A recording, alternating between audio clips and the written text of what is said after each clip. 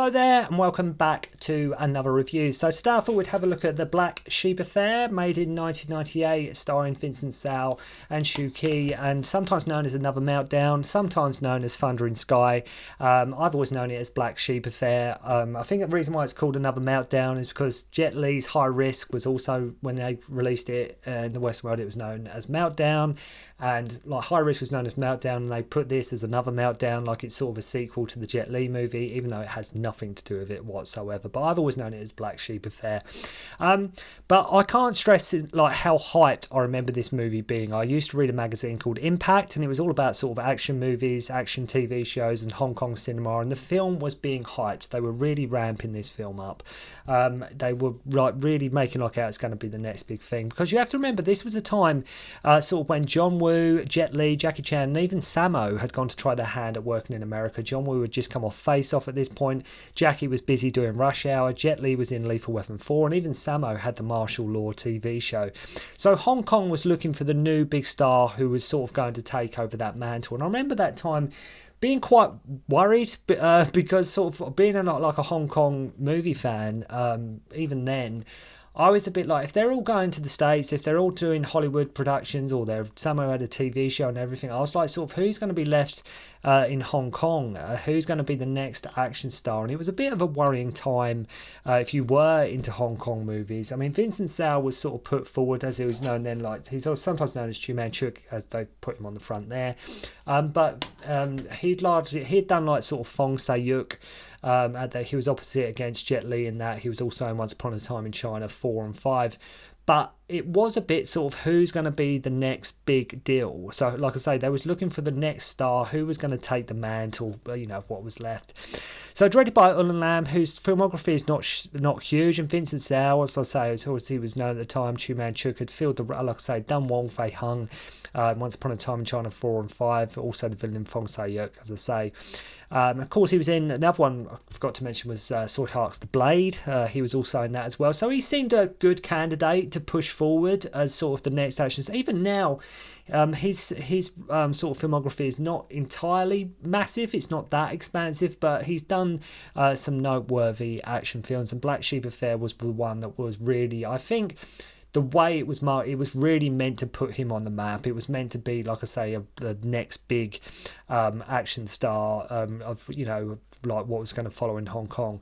Now, my biggest gripe about the movie, that although the posters make it look cool, with Zhao and the team in their SWAT gear, and the trailers make it look awesome, and we get great action choreography here by the legendary Ching Su Tung. But despite all this, and the film being made in 1998, unfortunately, sometimes in its dialogue, its pacing, and it's just overall narrative, some of the actions of the characters, it feels like the film was made a lot earlier than what it is. It feels like the film was sort of made in 1990. For whatever reason, it just feels, in parts, very dated. I think it's a very dated movie. Especially, like I said, this was, like I say, 1998. And it really does feel like, I think what was meant to be the next big Hong Kong action film, it feels like a real step back to me. As I say, there's nothing overly sophisticated about this movie, and it's just full of so many cliches that it makes it nothing in the movie seem inventive or original. Now, the film does have its moments, but this is hardly one of the finer examples when it comes to Hong Kong action. And even at the time, when I watched it the first time, I was expecting so much more from this movie. I was really expecting so much more. And like I say, it always felt to me like a step back in terms of Hong Kong movies, even down to the music. Like I say, what looks good on the surface is like a fast-paced, intelligent action Hong Kong thriller, plays pretty much like a cliche, predictable, almost forgettable, dated action movie. Now, I know people, like if any film, if people hate it, there's going to be people out there that love it. So if you love Black Sheep Affair, if you think this is an awesome movie, Another Meltdown, Thunder in Sky, whatever you want to call it, if you think this is a good movie, good for you. But I just have a few problems with this movie. I did, even when I first saw it. This isn't like a new opinion of mine. It's been one of those movies that sort of confused me, because I was just like, it's one of them, what are they thinking? Like, because like it just feels like it was made 10 years prior to what it is. The plot is super silly and almost moronic, and not taking anything away from Vincent Zhao and this and the people in the movie. I think the film's biggest fault lies in its execution. I think that is really, now, you know, that's the real shame with the movie. Now, if this was your first foray into the world of action movies back in the day, or your first Hong Kong movies, and you were like 12 to 13 years old, you would probably absolutely love this movie. You would probably think, oh, absolutely love Black Sheep Affair. But, you know, I grew up on Jackie, Sammo, Jet, Yuen Woo-ping, and I wanted so much more from this movie. And like I said, the action, we've got Ching Siu-tung on board, that's great. Vincent Zhao, more than competent, you know, performer. You know, like I say, done well in the Once Upon a Time in China sequels, was great, and Fong Se-yuk was great in The Blade. But here, I'd say, and he is a leading man, there's no two ways about that. But unfortunately, it's just in the execution where the film does falter a little bit. And I say, and I know they were probably going for sort of a James Bond, different country setting approach to what sort of local audiences in Hong Kong were used to. But even at the time, despite loving the action, the film almost became a chore. It almost becomes like a chore in places to sort of get through. But I'd say, make no mistake, prior to its release, I remember this film being hyped so much, like the next big action movie with the next big action star. And it was just one of them movies where it just unfortunately didn't live up, I think, to expectations. The film starts with this guy called Kiang, played by Hung Yang, holding up some hostages on a plane that is just sitting there on the runway. So naturally the authorities think the best thing to do, he's got these hostages, is to just storm in, all guns blazing as the doors open. But they get shot and people get shot. So that probably wasn't the smartest move that ever happened. So Kang kills the sergeant, so he wants fuel, or he's going to start killing the hostages. So it does sort of get you in gear for the movie, that it, you know, sort of that it's trying to be like a Die Hard come Mission Impossible come James Bond. So Vincent Zhao as Dong, yeah, that's his name, is our fuel man and takes out a guy who is suspicious of him as he is fueling the plane. His accomplice, however, gets shot to pieces. He manages to hop on the plane as it's taken off and sabotages the control system. Kang goes to investigate, and the two have a showdown, which is as high impact as you would hope it's going to be. It's not bad fight sequences, even if it is, you know, sort of quite close quarters. So the film starts by and large on an okayish note. It's not too bad, like we're okay at the minute. So after this opening scene, Dong is in trouble, as our heroes often are, for disobeying an order, and gets transferred to the Chinese embassy in Lavernia. Yes, it's a made-up European country, and that's what sucks you out of the movie a little bit, because you know it's a fictional country, like this doesn't even exist. So that right away sort of takes you out of the film. So, like, you know, the fact that where he's dispatched, it doesn't even exist. He meets his pickup Kwok, played by Ken Wong, after watching this guy in glasses hug a woman child, like after this woman hug a child amongst these protesters. We meet here too Andrew Lin as our antagonist, Kaizo Mishima, with some of his men, like they stab some Interpol agents. So our hero Dong and him get into like I say, I'm rushing through this, just crashing through the plot. But anyway, basically our hero meets the villain at this sort of train station. So they get into a great fight in a subway, and make no mistake, the film is saved so much. The film is saved so much thanks largely due to Ching Siu-tung, the forever talented Ching Siu-tung's choreography in this movie. And by the way, all the Caucasian actors in it, this is another thing that takes you out, they sound American.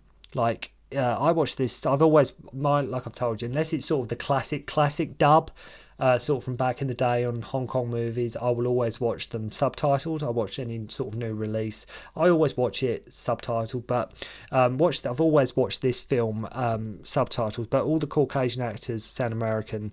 Even this guy like busking is like, whoa, they're fighting, I'm out of here. Like, it just, you know, we're meant in an American way, we're meant to be like in like a European country, like a European Middle Eastern country, and like, you know, and it just doesn't work. It just, like, the fact they all sound American.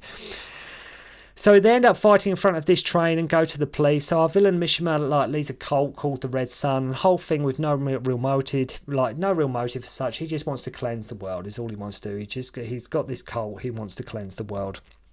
And that's sort of, okay, cool. It's meant, as I say, it's meant to be like a Russian bloc, is what I mean. It's meant to be, like I say, meant to be in Europe in a Russian bloc, and sort of everybody sounds American. Even their president sounds American, and the minister. So there were some local police a reward for their hard work, and not Dong and his buddy. And the movie does have quite another thing with this movie that does leave a bit of a bad taste is that it's quite xenophobic.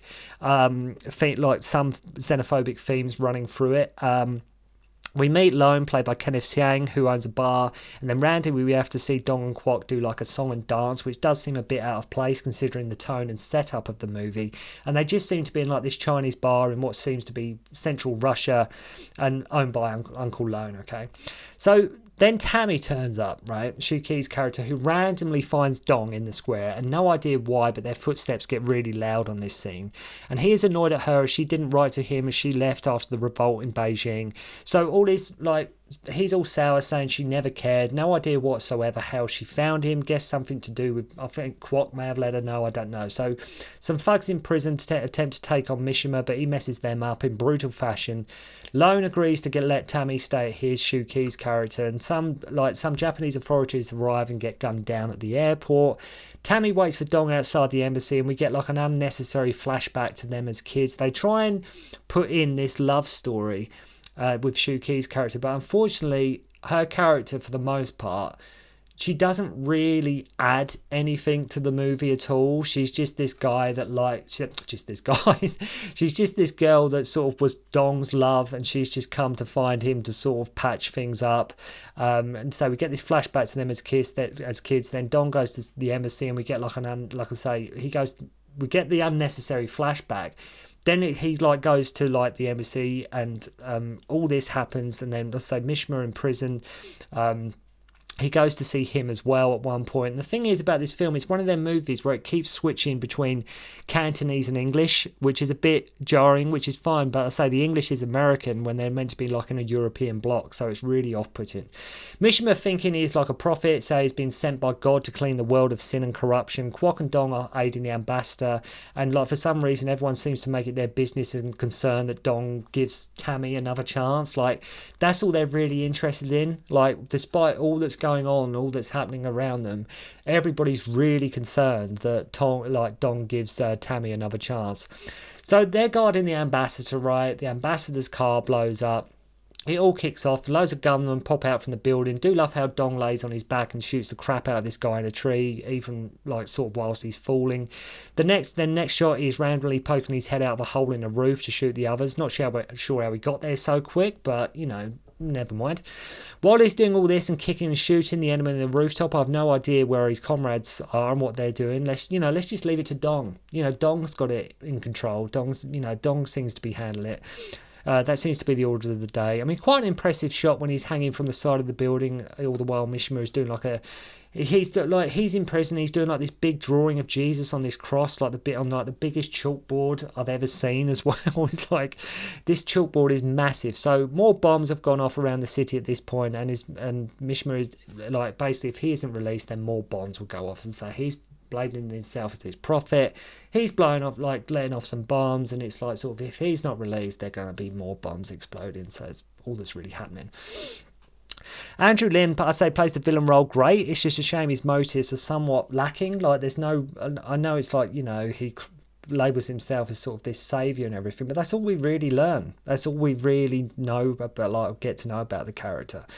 So Tammy is in this cab at one point, and she wants to see Dong, and she gets dragged out at one point as locals think she is Japanese and part of the bombers, which they're doing they're doing all this as they're dragging her out of this car as other bombs are going off as well. So randomly they bump into each other on the street late at night, and the only reason Tammy character is there is because she's a former flame of Dong's. That is it. That's all Shu Ki's character actually adds to the movie. She's just a former flame of Dong's.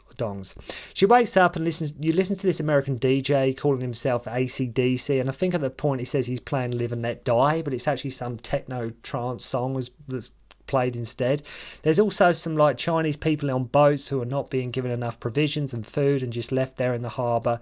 So as you can see at this point, from what I'm telling you, it's all kicking off. Loads is going on, right? We got bombs going off. We got Chinese people in the harbour who are not being given food. Tammy wants Dong back. You got Mishima in prison. He's going to be broke. Like, they need to get him out, or more bombs are going to go off, and it's all going off.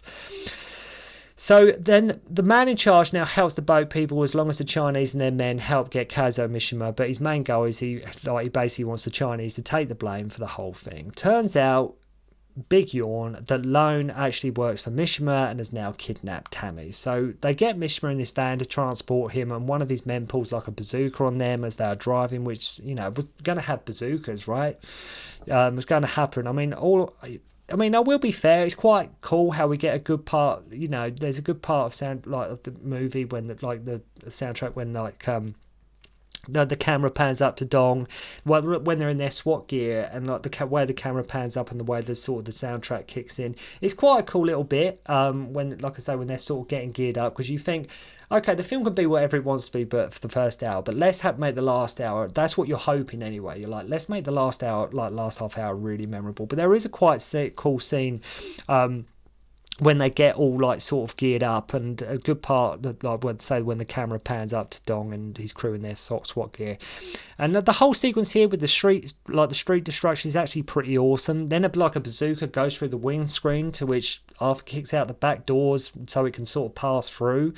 And it's funny watching this again, actually, because I watched it first on VCD. Does anybody out there remember VCDs? I got this, I think it would have been Christmas 98. I got this on VCD, because basically in Chinatown in London, you could go in there and they had loads of Hong Kong movies on VCD, like stuff you couldn't buy like from HMV or Virgin Megastore. So I remember, I think it's Christmas 98, but I remember watching it, and even then I was not overly impressed with it, but just to let you know. So we then get a shootout on a bridge with loads of random gunfire.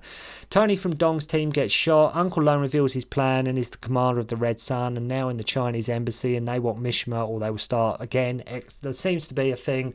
If you don't do this, we're going to start executing hostages. That seems to be a big part of the movie. So the movie sort of ends how it starts. Simple hostage situation. Not sure how they got into the embassy, mind you. So suddenly Dong is there with Mishima. Like literally a second later, he just walks through the door with him. He is right there. Out of nowhere, Lone, the madman that he is, actually does start killing the hostages, and which, you know, I didn't see coming. It's usually just a meaningless threat, but he does actually start killing the hostages. He threatens Tammy, and Dong releases Mishima. Suddenly Kwok drops in from the ceiling, firing like a madman. Tammy stabs the crap out of Uncle Lone, and proper sort of goes to town on him here. The Chinese ambassador gets shot by the local government as they try to leave, and the end fight for the most part is pretty cool between Zhao and Andrew Lin. It's like with these fight sequences. I know not everybody's necessarily a fan of the fight scenes in this movie, but they're very much a crossbreed between sort of wire work and grounded work, and they sort of mix, like, interplay the two, where, say, wire work is involved, but it's not used in a way sort of like Once Upon a Time in China or Iron Monkey way. It's used in a bit of a grounded way. But so I think the fights, because of Ching Su-tung and his choreography, it sort of saves the film, as I say, which is quite cool. So it's a bit of a crossbreed. Then they start dueling with weapons down this very windy hallway, and of course just so happens there was a weapons case there. All the while this helicopter is raining hellfire on the embassy and shoots Mishima, and then Tammy gets shot trying to save Dong. Spoiler in case you don't want to know, Tammy does die, but again, Shuki's character, nothing against her, but her character in this just unfortunately doesn't really add too much. So Dong goes like full-blown Predator with this gun at this chopper at this point. Mishima briefly comes back, then falls through this glass into a pool of water. After the minister gets thrown into like a slammer again, all speaking American. Even the Lavernian president speaks American. It's one thing speaking English in the movie, okay, but we're meant to be, like I say, an Eastern Bloc in, like I say, in Europe, and like that everybody just speaks not only English but American as well. Even though like the ambassador's been shot, the crap out of it is like, hey, it's not your fault. We are still friends, and it ends with Dong sort of scattering Tammy's ashes, which is, I mean, it's so rushed and glanced over their past romance, and that's part of the problem with this film. It's so forced, and I think the Tammy character is probably borders on more annoying than anything. Like, it just ends. There's no character development whatsoever, and that's another thing with this film. Great, the action's fine, but as I say, it just feels a bit dated. It's a bit xenophobic. The action is great, but it feels like everything just seems very, very one-dimensional. But let me know what you think of Black Sheep Affair, if you think it's an awesome movie, or if you just think it's a complete misfire in general. But to me, it just didn't live up to the expectation that I was reading and hearing about at the time. So thank you very much indeed for watching. Hope you enjoyed the review, and I'll see you again soon. Don't concentrate on the finger or you will miss all that heavenly glory.